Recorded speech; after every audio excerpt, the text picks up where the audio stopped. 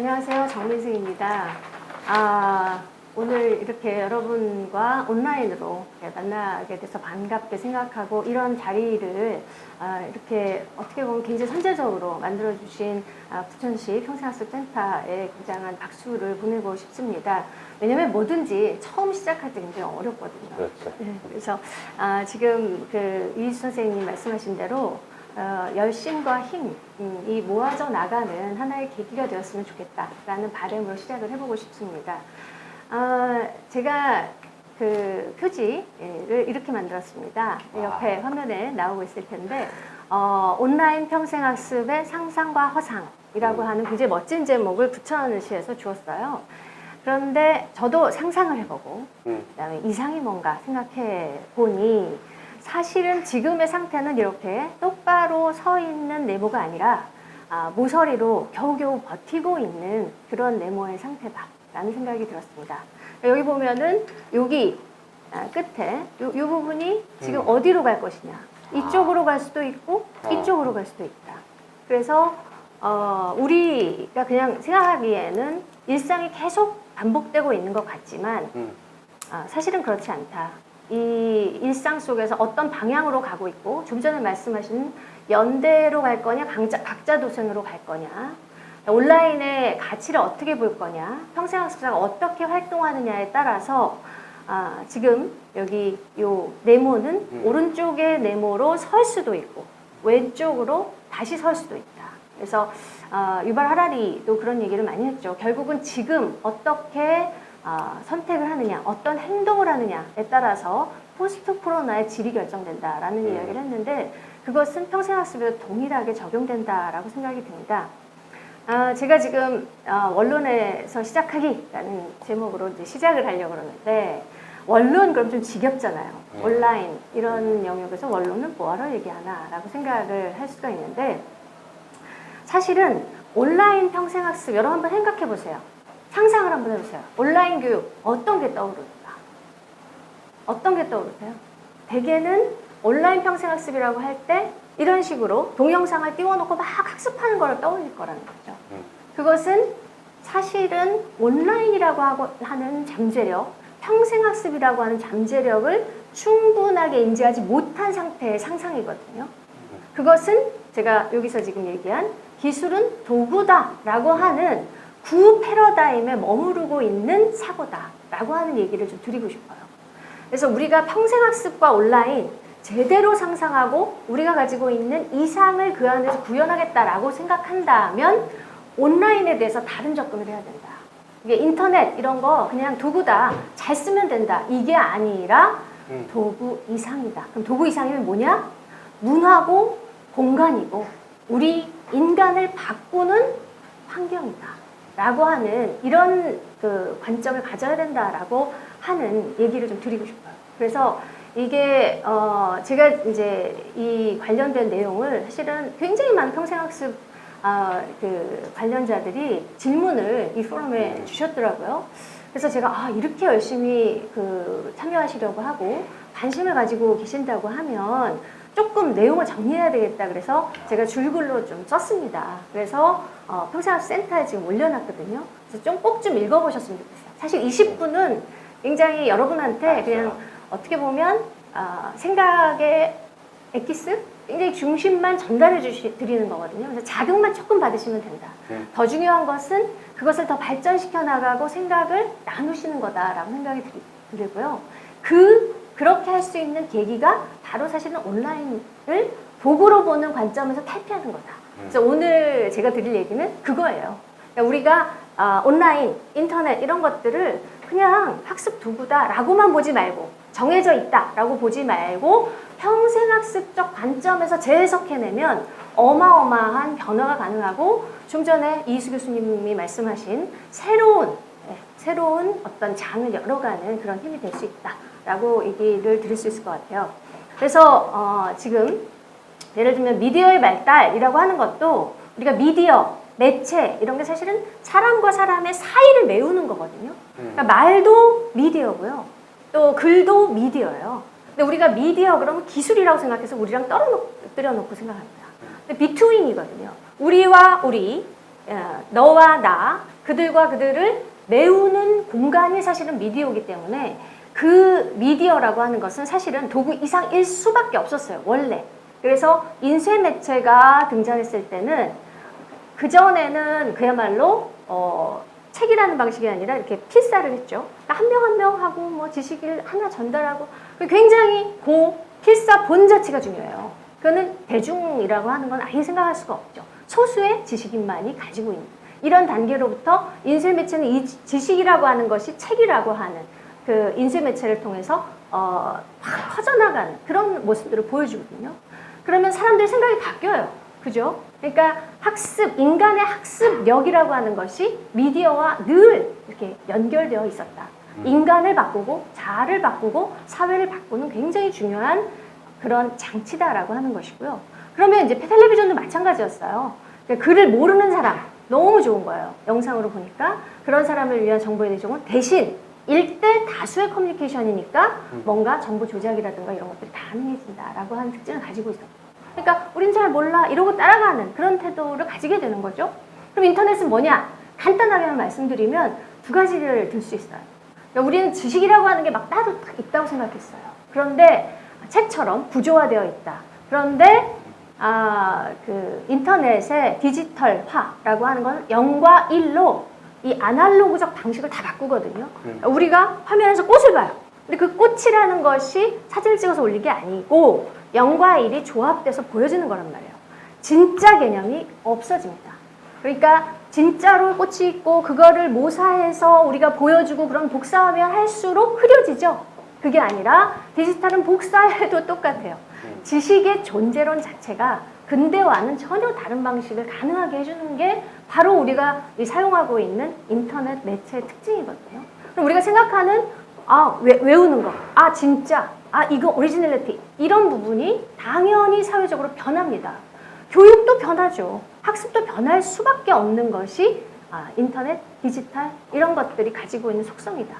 그다음에 또 하나는 인터넷에서 여러분 많이 보셨을 거예요. 그러니까 나라고 하는 게 따로 존재하는 게 아니라 인터넷 상에서는 남자가 여자가 될 수도 있고 내가 싫어하는 거 좋아하는 척 할 수도 있고 자아 정체성 실험이 너무나 가능해요. 그러니까 이런 어떤 유연한 공간, 우리가 한 번도 눈으로 딱 보는 순간 다 알았던 그런 공간이 아닌, 그러니까 어떤 온라인 공간이라고 하는 것들이 이제 자아에 대한 변화도 가능하게 했다라고 하는 겁니다. 제가 이제 이렇게 막 열심히 얘기했잖아요. 그러면 몇 분이 남았냐? 8분이 남았어요. 그런데 지금 한 장도 못 나갔어요. 이것이 이제 현실이거든요. 그래서 제가 지금 한 50장 정도를 어떤 속도로 나가는지를 여러분한테 보여드리겠습니다. 자, 그래서 미디어의 변화, 그러니까 근데 사실 결론이 끝났기 때문에 별로 할 것도 없어요. 미디어의 변화라고 하는 것을 우리가 그냥 예전의 교육, 예전의 지식 이런 식으로 봐왔다. 왜? 그동안은 그냥 그렇게 살아도 됐거든요. 그런데 이제는 포스트 코로나는 아까 얘기했던 그 모서리 이렇게 사회를 어떻게 가야 될지 모르게 만들었거든요. 그래서 어쩔 수 없이 해봐요. 그러니까 이런 미디어가 가지고 있는 잠재력에 주목해서 새로운 방식으로 뭔가를 만들어낼 수 있는 어떻게 보면 마지막 기회일 수도 있어요. 그래서 그 평생 학습이라고 하는 것들에 더 천착하고 이게 뭐지? 라고 하는 질문을 정말로 집단적으로 던지고 연대해 나가는 과정이 굉장히 필요하다라고 하는 결론을 첫 장에서 말씀을 드리고 그래서 평생학습 되게 이렇게 생각합니다. 강의 컨텐츠 온라인으로 만드는 거 대부분 그렇게 생각하시죠? 그거 아니라는 거예요. 네, 그렇죠. 컨텐트 프로바이더 아니고 그냥 거기에 머무르는 것은 그냥 기존의 학교에서 그냥 하는 거예요. 평생학습 차원 그 다음으로 넘어가야 됩니다. 뭐냐? 다음에 발표하실 학습 공동체. 그러니까 소통이 어떻게 가능하냐? 다대다. 아까 말씀드린 것처럼 1대 다수의 커뮤니케이션이 아니라 멀티예요. 다수가 다수예요. 이런 커뮤니케이션 가능하게 하니까 그럼 온라인에서는 학습 공동체 어떻게 해야 돼? 새로운 방식이 가능하다는 겁니다.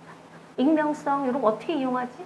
다 질문을 던져봐야 된다는 것이고 더 나아가서는 3단계 인터넷 뭐냐? 우리 삶을 주조해 나가는 환경이다. 우리가 생각이 바뀐다. 우리가 살아왔던 방식과 다르다. 라고 하는 관점을 가지고 오고 내가 바뀌는데 어떻게 바뀌지? 라고 하는 질문을 던져라. 라고 하는 겁니다. 자, 그래서 놀라운 속도 이제 여기부터 시작이에요. 지금 환경으로 보면 이렇게 달라집니다. 종이신문에 우리 되게 이제 정보나 지식의 뭐 상징적인 것처럼 뉴스 얘기합니다. 엄청난 속도로 지금 여기 떨어지고 있죠. 지금 구독률 거의 거의 하향 곡선이도 말할 수가 없죠. 그래서 지금 이렇게 보면은 열독률 다 떨어지고요. 그 다음에 엔진, 검색 엔진별로 점유율을 이제 분석해 놓은 자료인데 이것에서 핵심은 이제는 그냥 보여주는 것이 아니라 푸시를 한다는 거예요. 정보들도 이제 푸시를 하고 있고 전 세계 디지털량, 전 세계 해변 모래알 수의 57배에 이르고 있다. 어마어마한 디지털 양이에요. 그러니까 아까 말씀드렸던 지식의 존재론이 바뀔 수밖에 없어요, 사실은. 근데 우리가 그냥 오프라인에 익숙해서 살다 보니 사는 겁니다. 그 다음에 이제 집단 양극화 현상이 일어나요. 그러니까 그 아는 거를 더 알게 되고 싫어하는 거 더 싫어하게 되고 다 느끼시죠. 그래서 세대 간도 굉장히 큰 차이, 격차를 나타냅니다. 종이신문보다 유튜브 신뢰하고요. 네이버 쓰면 뭐라고요? 올드 이제 할아버지 시대 제 세대가 네이버 세대인 거예요. 네. 그러니까 네이버 그다음에 뭐 밴드 이런 거 꼰대 그다음에 네 페이스북 저도 이제 차단이 당해졌어요. 젊은 친구들을 이제 딸들로부터 왜냐 알려주고 싶지 않다 어떤 사적인 부분. 그래서 어떤 네이버라든가 이제 이런 부분에서도 AI가 등장하고 실제로 어떻게 보면 지식이 전달되는 방식 그것을 가로지르면서 그룹과 그룹의 갭들이 늘어나고 있다라고 하는 겁니다. 그래서 이제는 정보라고 하는 것을 예전에는 시선이었는데 근데는 이제는 정보에 의해서 어떤 정보를 보느냐에 대해서 나눠질 수밖에 없고 이런 엄청난 데이터 양 속에서 생활은 어떻게 바뀌냐? 굉장히 재밌죠? 하루가 몇 시간? 31시간 28분. 말이 안 되잖아요. 이게 무슨 말이야. 그죠? 근데 이제 이 얘기는 24시간 플러스 우리가 멀티태스킹 한다는 거예요. 온라인으로 항상 켜놓고 유튜브 항상 틀어놓고 생활 항상 한다는 거예요. 그러니까 그것이 우리의 무의식과 생활에 이제 개입되는 부분들을 봐야 된다라고 하는 것이고요. 그런 점에서 이제 유튜브 뭐 이런 것들에 대한 그 폭증 그러면서 나눠지죠. 유튜브는 보는 사람이 딱 이제 제한이 됩니다. 그래서 전 세계인이 지금 1분당 이제 얼마나 많은 그 컨텐츠들을 보느냐 유튜브를 많이 본다는 거예요. 그런데 문제는 뭐냐 이런 과정 속에서 온라인 활동도 하고 하는데 유튜브는 서로를 나누고 있고 여기 안에서 핵심은 뭐냐면 실제로 이제 브레이크 기능이 우리가 없다. 그죠? 뭔가를 본다라고 하는 것은 끄떡 없이 브레이크가 없다라고 하는 것이고 그런 과정 속에서 이제 우리가 다 개개인이 자기의 어떤 컨텐츠, 자기의 어떤 커뮤니티 속에서 살고 있는 것이 학습의 현재 상황이다. 우리가 그 속에서 계속 학습하거든요. 제가 말씀드리는 것의 핵심은 이런 전면적인 변화를 우리가 평생학습의 차원에서 계속 받느냐.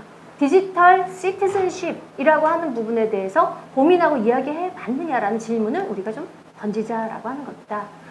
그래서 미디어도 보면요. 굉장히 독특한 미디어가 많습니다. 실제로 여기 이제 증강현실 아까 얘기했는데 아이고 거꾸로 가고 있네. 우리가 보는 매체들도 예를 들면 멕시코에서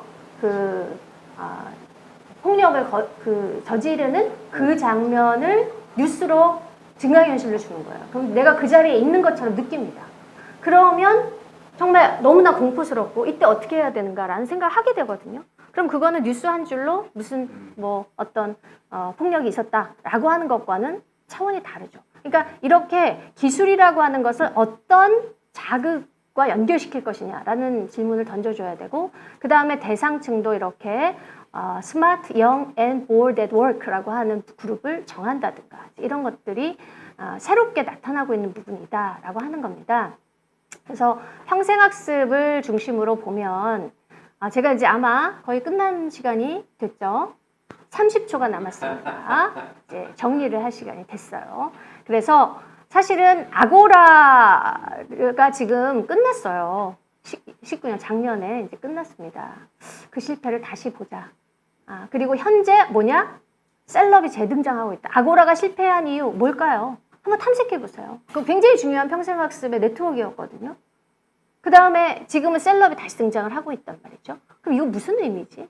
우리가 평생학습의 어떤 공동체를 만든다. 그럼 이런 상황 속에서 뭘 변화시키고 있는 거지? 이런 질문을 좀 던지자. 포모의 시대 이런 얘기 있는데 그런 거에 대해서 우리 관심 별로 없단 말이에요.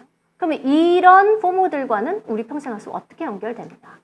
이런 질문들을 쭉 던져보시면 좋겠다라고 하는 겁니다. 흥미롭게도 이제 이 부분부터는 아마도 저에게 4분이 더 남아있는 걸로 압니다. 그래서 질문을 받고 연결시켜서 진행해 보도록 하겠습니다. 네, 감사합니다. 고맙습니다. 박수. 역시 우리 정민승 교수님은 인터넷 평생학습을 연 분이시고 학문적으로도 그리고 코로나하고 이분이 잘 맞는 게 일상학습의 또 권위자예요. 제가 우리 교수님의 그 일상학습을 참 좋아하는데 여러분들도 오늘 우리 정민승 교수님을 이렇게 준 방식으로 접해서 큰 도움이 됐을 겁니다. 우리 사전에 질문이 아마 있는 걸로 아는데 영상으로 제공된다고 하니까 함께 좀 보시죠. 온라인 교육이 확대되고 또 일상화될 것으로 예상되고 있는데요. 온라인 학습 촉진을 위해서 기초자치단체 수준에서 생각해 볼 수 있는 구체적인 지원 전략이나 방안을 제시해 주시면 감사하겠습니다. 네. 제가 이제 질문을 사실 미리 봤거든요. 그래서 이렇게 좀 말씀을 드리면 되겠다라고 하는 부분과 연결시켜서 말씀을 드릴게요. 사실은 현장에 굉장히 구체적인 목소리다라고 생각이 드는데요. 인터넷과 관련해서 아까 제가 말씀드렸듯이 교육이라고 하는 것을 교육 학교라고 하는 틀로 보지 말자. 이제 이렇게 보게 되면 실제로 온라인에서 이런 평생학습적인 관점, 현장에서는 사실은 구현이 안 되고 있다는 걸 알 수 있게 되는데요. 그러면 뭐를 중심으로 봐야 되느냐? 제가 이제 줄글로 이렇게 이제 풀텍스트로도 썼습니다만은 좀 이제는 어디다 초점을 맞추면 좋겠다라고 했냐면 텍트라고 하는 좀 이렇게 핵심어를 드렸어요. 그게 뭐냐? 우리가 컨택트, 언택트 하잖아요. 그러니까 텍트라고 하는 건데 사실은 이 텍트라고 하는 것이 일종의 그 교육에 있어서 감이에요. 눈치, 그다음에 느낌 이런 거거든요. 근데 지금까지 텍트가 컨택트 상황에서 교육이 왜 중요했냐면 컨택트 했을 때 텍트가 잘 작동하거든요. 딱 감이 있단 말이에요. 사람을 보면 이 사람이 지금 자고 있구나, 졸고 있구나, 생각하는구나, 학습하는 걸 안단 말이에요. 그래서 컨택트 상황이 뭔가 유능한 교사나 교수들에게는 교육을 하기에 굉장히 좋은 조건인 거예요. 감을 딱 잡으니까. 근데 온라인은요, 그런 어떤 단서들을 다 없애거든요. 그러니까 여기 지금 그림에 나와 있듯이 대화에 영향을 미치는 요소에 실질적으로 말의 내용이 영향을 미치는 거는 놀랍죠? 7%밖에 안 돼요. 네. 그러니까 이렇게 사실은 우리는 비언어적 존재거든요. 그러니까 온라인 교육 싫어하는 거예요. 온라인 교육하면 열등제라고 하는 거예요. 그런데 아까 얘기했던 그 많은 기술력이 얘기해 주는 것은 무엇이냐? 사실은 텍트에 초점을 맞춰서 기존에 그렇다고 오프라인이라고 교육 잘하나요? 못하는 사람 잘하는 사람 있단 말이죠. 그러면 좀 더 본질에 초점을 맞춰보자. 이게 이제 제가 드리는 제안이에요. 그래서 실제로 이제 마넨이라고 하는 학자는 뭐 침묵이나 눈, 그다음에 제스처 이런 것들이 굉장히 중요한 분석의 대상이어야 된다 이런 얘기를 하거든요. 근데 왜 온라인에서 그런 걸 안 하냐? 그러면 우리는 그럼 온라인에서 소통할 땐 뭐가 중요하냐? 이런 것들을 고민할 필요가 있다. 그리고 또 하나는 지금 이렇게 온라인 환경의 층이라고 얘기를 했는데 교육 서비스는 항상요. 아까 지금 질문한 분하고도 연결되는데 밑에서 위로 올라가는 생각을 해요. 테크놀로지가 있나? 컨텐츠가 있나? 사용은 누가 하나? 그 다음에 그러면 이제 맥락을 생각한단 말이에요.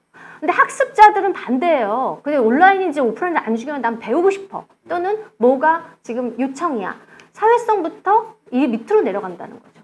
그러면 이게 관점을 바꿔서 그럼 온라인에 우리가 컨플릭이 일어나는 지점, 그러니까 가르치는 사람과 배우는 사람, 제공자와 수혜자가 부딪히는 지점이 뭔지를 좀 찾아내면 훨씬 더 온라인 학습이라고 하는 부분들을 더 확장시킬 수가 있다는 거예요. 그래서 제가 이제 제안했던 것은 교육적 실제감, 내가 교육을 받고 있다, 가르치고 있다 하는 것처럼 평생학습의 실제감, 프레젠스가 있는 거거든요.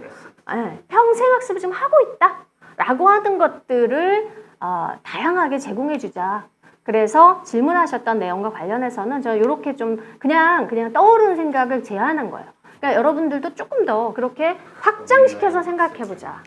그냥 한번 얘기를 해본 겁니다. 우리 왜 맨날 학생들에게 무슨 경찰, 학교 경찰 이런 얘기를 하지만 온라인에 내용을 보면은 기사를 하나를 제대로 읽을 수 없어요. 좀 읽다 보면 다 이상한 광고로 가고 N번방 막 얘기하지만 실제로 성과 관련된 이상한 19금들이 막 출연해도 아무도 그것에 대해서 얘기하지 않아요. 학습 환경이거든요. 근데 여러 가지 지역사회에서 지역자치단체, 기초자치 단위에서 왜 이런 것들은 평생학습 차원에서 얘기되지 않느냐 이런 질문 할 수 있거든요. 또 기존 학습 공동체 온라인 활동 구체적으로 온라인의 특성, 아까 얘기했던 익명성이나 멀티 커뮤니케이션이나 자아 실험이나 이런 것들에 대해서 지원을 해준다던가 지역의 소외계층에 대한 지원팀을 아예 딱 구성을 해가지고 학습 활동 지원 뭐 이런 것들이 만들어지도록 이런 학습센터와 연결을 해준다던가 생애 주기별 온라인 학습 컨설턴트, 지금 컨텐츠는 많아요. 근데 뭘 봐야 될지 몰라요. 근데 그런 걸 연결시켜주는 사람이나 배치를 한다든가. 그래서 우리 지역만큼은 온라인에서 소외된 사람은 없도록 만들겠다든가. 또 교사나 학부모 지역 단위에 온라인 토론반을 만들어서 지금 교사는 교사대로, 학교는 학교대로 다 따로따로 하니까 뻔한 컨텐츠만 계속 지금 이렇게 재사용이 되거든요. 그런 걸 불만과 같이 만나야 할 수 있는 것들을 왜 평생학습의 차원에서는 얘기하지 않는가. 그러니까 조금 더 우리가 해왔던 것을 상상력을 바꿔서 확장해 나간다면 훨씬 더 우리가 정말 새로운 미래를 만들어 나가는 그런 주축이 될 수 있을 것이다 라는 얘기로 조금 긴 답변 마치겠습니다. 고맙습니다. 박수.